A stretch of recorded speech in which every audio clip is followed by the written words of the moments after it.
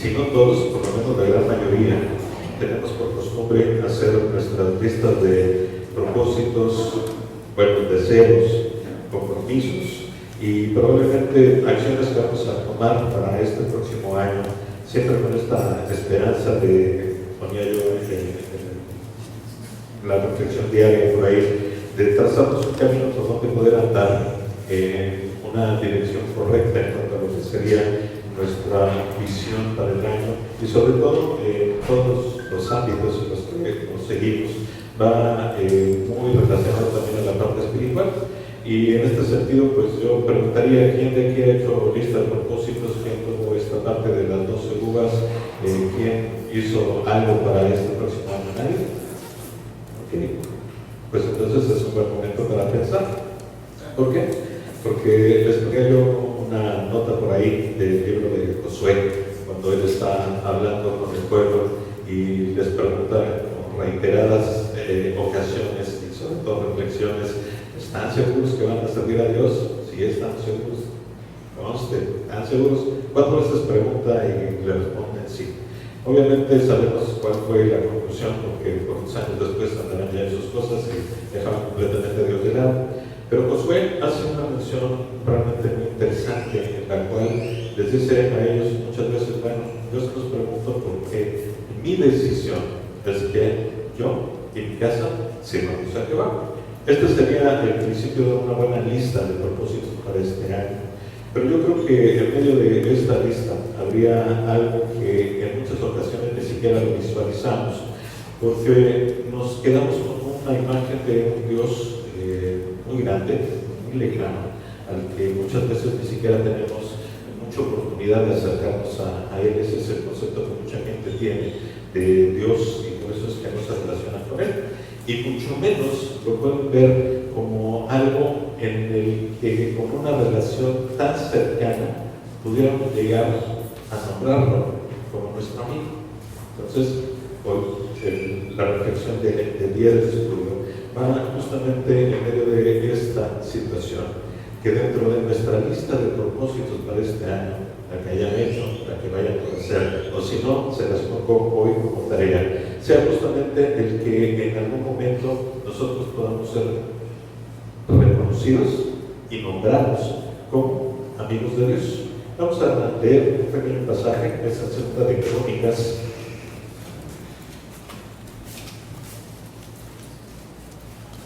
en el capítulo 20.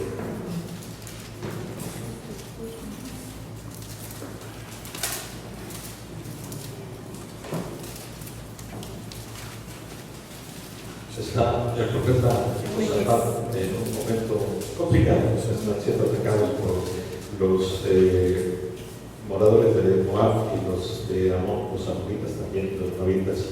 Y en algún momento, en esta reflexión y también en el momento de la oración en la que ponga todo el pueblo para pedir la guía y la ayuda de Dios, hace esta declaración que me llamó muchísimo la atención, porque es una de las pocas veces en las que encontramos que Dios menciona como amigo a alguien. Y dice el verso 7 del capítulo 20 de Segunda de Crónicas: Dios nuestro, ¿no echaste tú los moradores de esta tierra de delante del pueblo Israel y la diste a la descendencia de Abraham, tu amigo para siempre? Imaginemos nada más el concepto que se tenía de Abraham a través de su pueblo, muchos años después de que Abraham ya hubiera muerto. Josafat se refiere a él, hablando directamente con Dios, de: ¿no le hiciste tú este favor a tu amigo por siempre? Y yo creo que en este sentido, si nos podemos dar cuenta que sí, hay personas a las que se les consideran amigos de Dios, ¿por qué nosotros no podríamos poner esto como un propósito para este año? Poder lograr ser amigos de Dios. Y ese sería el punto inicial y crucial acerca de este tema. En toda la creación, al principio, en el Génesis, en el capítulo 1 y 2, se hace el relato de lo que Dios hizo en este mundo. Desde un desorden total, creó algo ordenado. Y después de algo ordenado, también creó el jardín de Edén. Y después del jardín del Edén, con todas sus plantas, animales y demás que Él puso en ese lugar, también creó al hombre. Y después de crear al hombre, vio toda la creación, todo lo que estaba ahí, y estuvo en desacuerdo en algo. Yo creo que de repente también nos podría sonar esto un poco una incongruencia, ¿no? ¿Cómo es que Dios, con su propia creación, la vio y estuvo en desacuerdo? No sé si ustedes han reflexionado acerca de ese punto. Génesis 2, el verso 18, nos va a dar la respuesta de en qué momento Dios no se sintió a gusto o conforme con lo que había sido su creación desde el principio. Vemos momentos precisos en los cuales el Señor está ahí, hablando con Él mismo, en sus tres personas, hablando con el Hijo y con el Espíritu en el momento de la creación. Pero en un punto muy específico, Él, Dios el Padre, menciona esto, capítulo 2, el verso 18, y dice: y dijo Jehová Dios, hablando específicamente de Él como Dios Padre, no es bueno que el hombre esté solo, le haré ayuda idónea para él. Vemos entonces que el Señor, sí, no estuvo Él conforme con su creación. Él tuvo de alguna manera algo que no le gustaba y que de cualquier forma puso un remedio para eso. ¿Qué fue lo que hizo? Todos sabemos la historia. Creó a Eva como ayuda idónea para el hombre. De aquí se derivan muchos estudios y reflexiones acerca de la vida matrimonial y de todo este tipo de cosas que hemos hablado en otras ocasiones. Pero también descubrimos algo muy específico. Dios creó al hombre y se dio cuenta que había una necesidad de convivencia. No lo hizo único, no lo hizo absoluto, no lo hizo autosuficiente, no, lo hizo como una necesidad de estar en comunidad, de vivir en comunidad. Lo primero que le dio fue una mujer. ¿Por qué le dio una mujer? Bueno, pues porque era necesario que existiera la hembra para que pudiera procrear y pudiera realmente llenar la tierra de su descendencia. Esa también es una promesa de Dios y es un pacto que Él ha cumplido hasta el día de hoy. A pesar de que en algún momento Él estuvo tan enojado con el hombre en este mundo que mandó un diluvio para acabar prácticamente con toda la humanidad, Él conservó su pacto y a través de la familia de Noé siguió justamente con la promesa que en algún momento le había dado a las personas anteriores. Entre ellas, sabemos perfectamente que también la hizo con Adán. Entonces, vemos que el Dios Padre dice: no es bueno que el hombre esté solo. Obviamente, Él nos creó con esta necesidad de que tengamos relaciones, de que tengamos relaciones emocionales, de que tengamos relaciones mentales también en esta parte de nuestro conocimiento, y tengamos relaciones físicas para que de esta manera podamos nosotros compartir nuestra vida con otras personas. Dios nos creó de esa manera. Así que van a ir encontrando un poquito hacia dónde va esta reflexión del día de hoy, sobre todo en medio de este concepto de tener un Abraham, amigo de Dios, y tener una realidad acerca del hombre como creación de Dios, que tiene justamente esta necesidad de poderse relacionar, de compartir la vida con otras personas. Jesús, después de muchos años de esta creación y siguiendo también con la línea que el Padre le marca, nos da un mandamiento acerca de este tema y nos habla con amplitud en un pequeño pasaje en el libro de Juan, que lo vamos a ver en un momento, pero que nos da justamente muchas respuestas acerca de cómo debería ser nuestra vida, no tan solo en el punto de la santidad como tal, sino de la manera en la que Dios nos dé el ejemplo de cómo vivir. Vamos a buscar, por favor, en el libro de Juan, en el capítulo 15.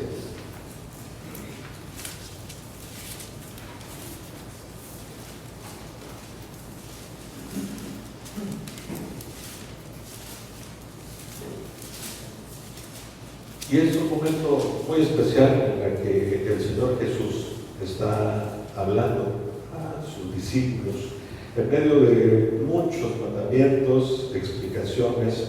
Obviamente va ya anunciando lo que va a ser su partida y su muerte, ya va directamente revelando lo que va a ser el futuro para todos y cada uno de nosotros. Y en medio de todo ese discurso que tiene hacia los discípulos, Él explica y expresa esto. Es Juan, capítulo 15, a partir del verso 12, y dice así: este es mi mandamiento, que os améis unos a los otros como yo os he amado. Nadie tiene mayor amor que este, que uno ponga su vida por sus amigos. Vosotros sois mis amigos si hacéis lo que yo os mando. Ya no os llamaré siervos, porque el siervo no sabe lo que hace su Señor, pero os he llamado amigos, porque todas las cosas que oí de mi Padre os las he hecho. He dado a conocer, perdón. No me elegisteis vosotros a mí, sino que yo os elegí a vosotros, y os he puesto para que vayáis y llevéis fruto, y vuestro fruto permanezca, para que todo lo que pediréis al Padre en mi nombre, Él os lo dé. Esto os mando, que os améis unos a otros. Imaginémonos nada más lo que es ese momento específico en donde el Señor Jesús les da ya una indicación muy específica también a estos hombres que están a su lado, pero que es una voz que suena hoy para nosotros, como su iglesia, como hermanos en Cristo, en los que también menciona muy claramente: nosotros dejamos de ser parte de una simple congregación para pasar a ser sus amigos. Él se refiere a nosotros como amigos, amigos siempre que hagamos lo que Él pide que hagamos. ¿Cuál es la petición ahí? Bueno, pues que nos amemos fraternalmente unos a otros, que llevemos las cargas unos a otros y que de alguna manera estemos justamente viviendo la vida así, como Dios desde el principio de la creación la vio, con la necesidad de estar en comunión, de estar congregados, pero no tan solo eso, sino de tener una parte de relación entre nosotros como hermanos. La forma en la que nos la muestra es la forma más clara de la amistad que honra a Dios.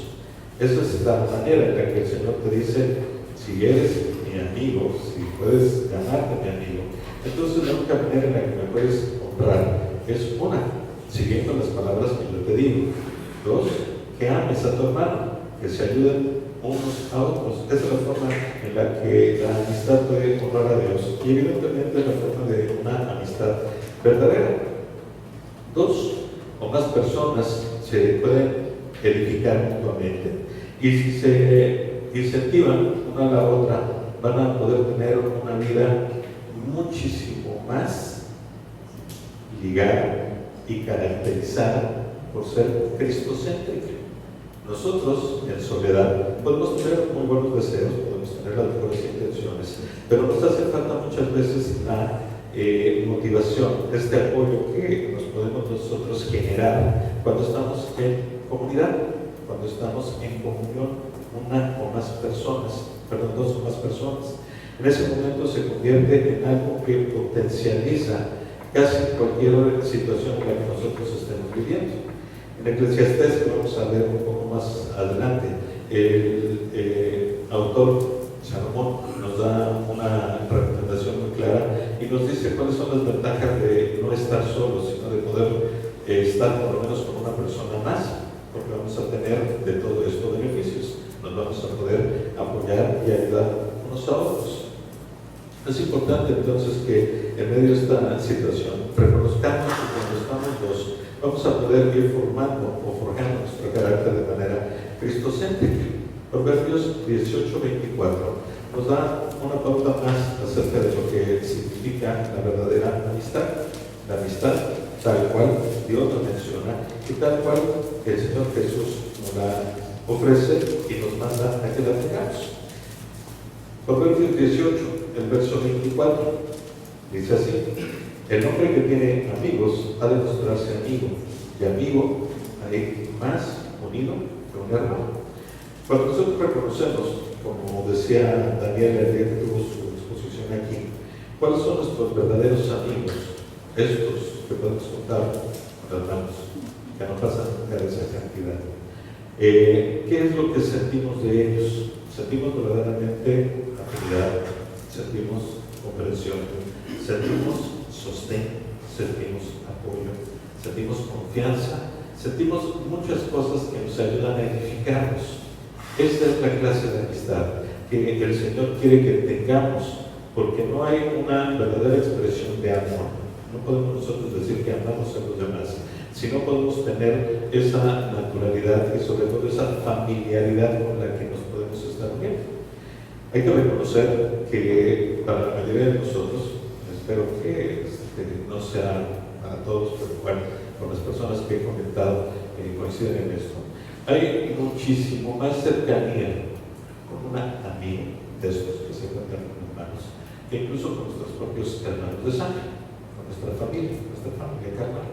¿Por qué? Porque a pesar de que seamos la misma sangre, nos crearon de la misma manera, tuvimos los mismos padres, no tenemos ese desarrollo de una relación tan estrecha, tan transparente, que nos permita verdaderamente abrirnos y poder estar compartiendo lo que de manera profunda necesitamos hacer. Entonces, hay una realidad muy clara.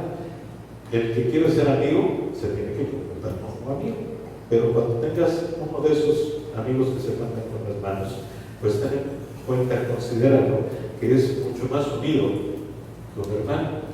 La unidad permite, evidentemente, la confianza y la transparencia, que se traduce en un crecimiento mutuo. Esto es una realidad.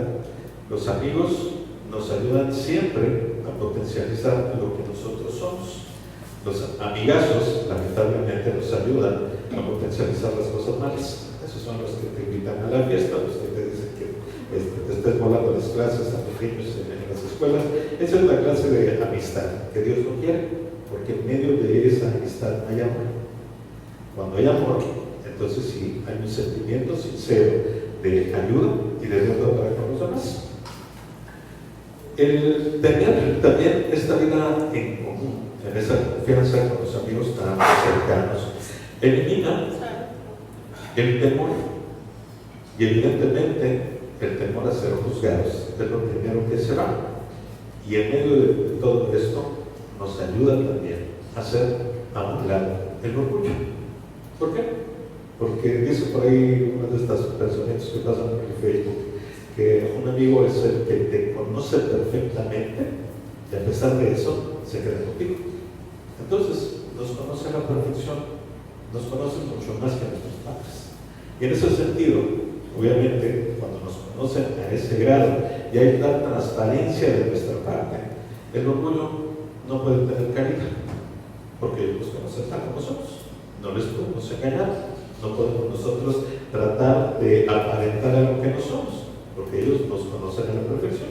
Y en medio de esto, entonces, esa relación estrecha de un amigo más unido con un hermano, pues nos da justamente esta potencialidad en medio de lo que significa crecer emocionalmente y crecer espiritualmente, porque ellos eliminan el temor a ser juzgados y evidentemente al eliminar ese temor a ser juzgado, pues también la parte del orgullo se hace completamente anulada. Una de las razones de la amistad verdadera es el motivarnos unos a otros hacia una vida en santidad. Mencionábamos hace algún tiempo lo que significa ser santo. Ser santo no es un personaje que hizo cosas muy buenas y que alguien decidió ponerlo ahí para que se le rinda culto. Eso es un grave error. Un santo como tal es alguien apartado para Dios. Alguna ocasión en la iglesia preguntaron, bueno, ¿quiénes de los que están presentes son santos? No lo voy a preguntar ahora, pero la mayoría levantaron la mano. ¿Por qué? Porque es una realidad. Porque nosotros entregamos nuestra vida a Cristo y eso de ya nos hace ser santos.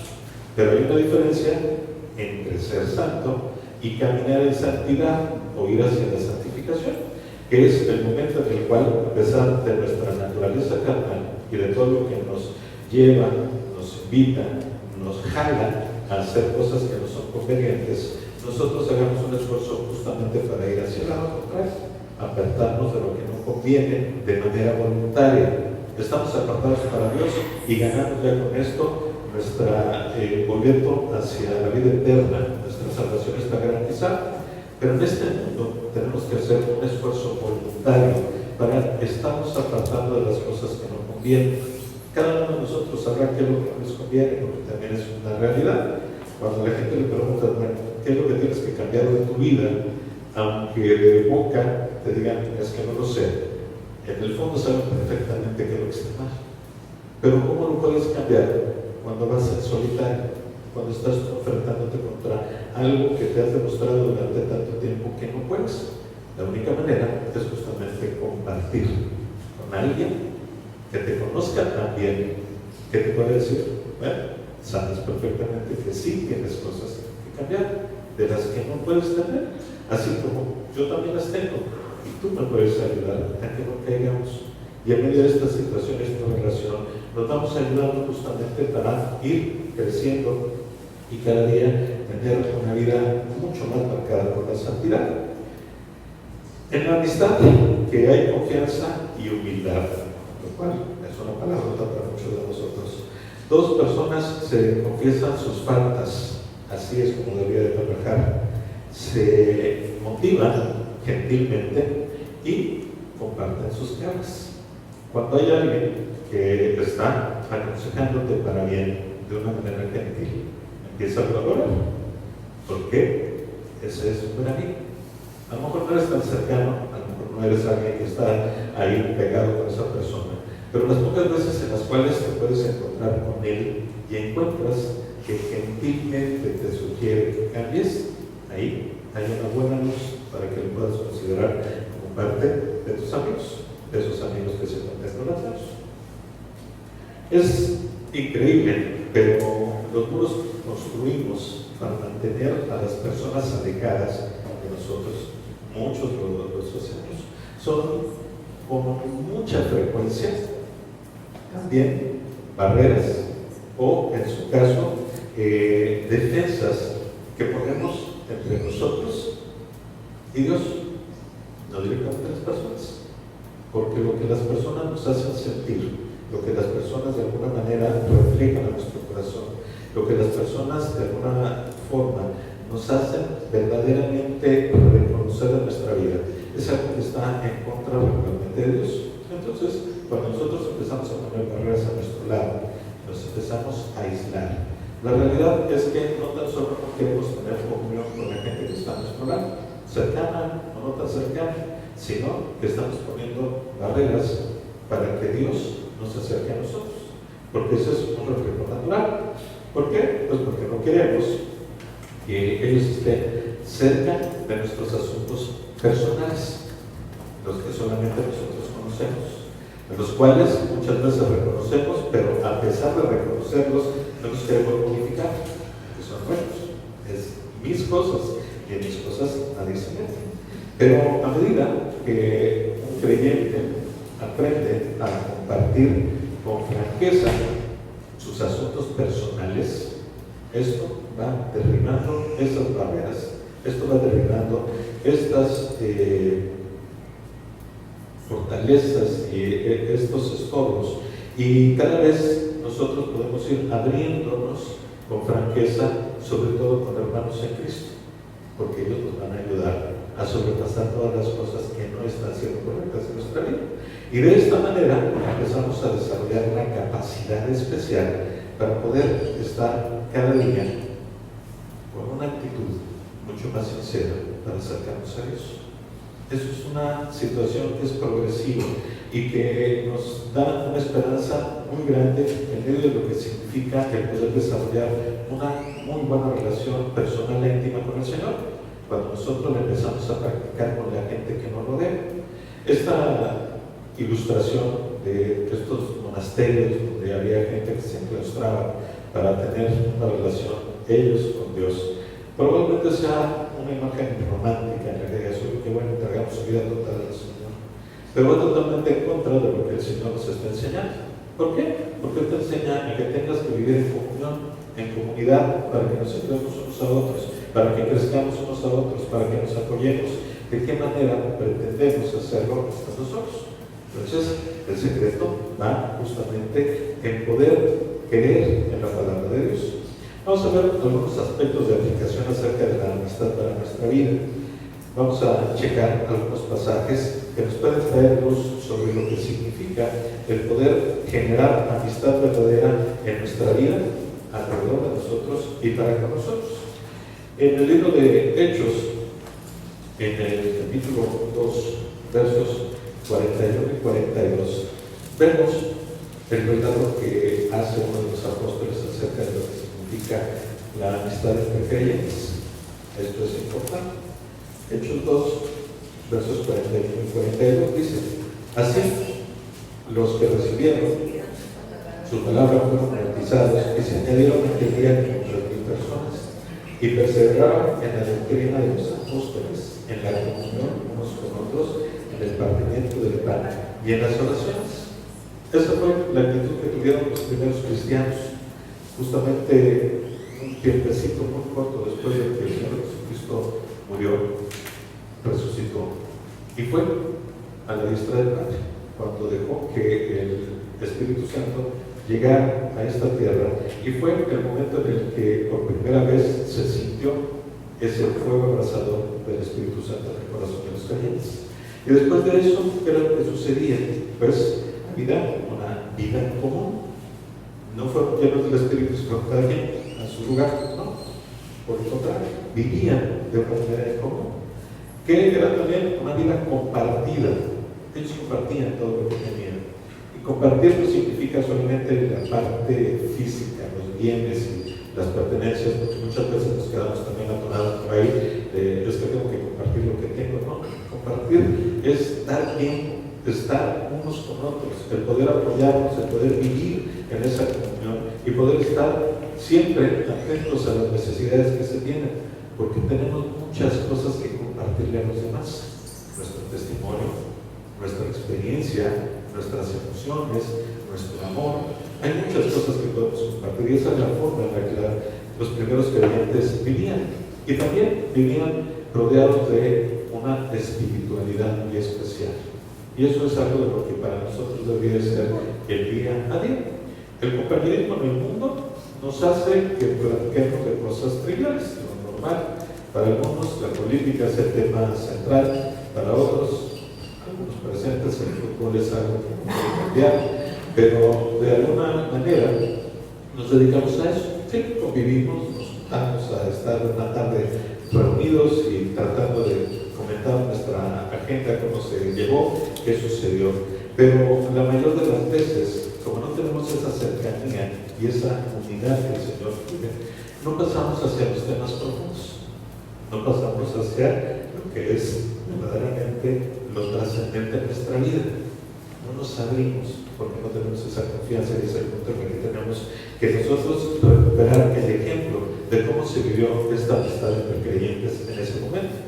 Así que, como recomendación, vida común, vida compartida, vida espiritual. Eso es lo que debemos de estar buscando todos en esta iglesia y alrededor también de los que pertenecemos a ella. También hay otro aspecto acerca de la amistad en el libro de Proverbios. A Ale y a mí nos gusta mucho porque cuando la gente te pregunta, ¿no? Oiga, es que no sé cómo llevar la vida, qué es lo que es bueno, qué es lo que es malo. El libro de Proverbios está escrito justamente de esa manera. Es un manual de vida, y un manual de vida que hace las comparaciones. Si lo pudiéramos nosotros poner actualmente en una tabla de Excel, en estas cosas que ponemos columnas de un lado y columnas del otro, podemos poner lo que debo de hacer, lo que no debo de hacer, y se comparte de esa manera. Si hago esto, voy a tener este buen resultado. Si hago lo contrario, voy a tener otro. Así es como nos habla Salomón a través de los proverbios, y es verdaderamente muy edificante. Así que, como recomendación, léanlo continuamente, por favor.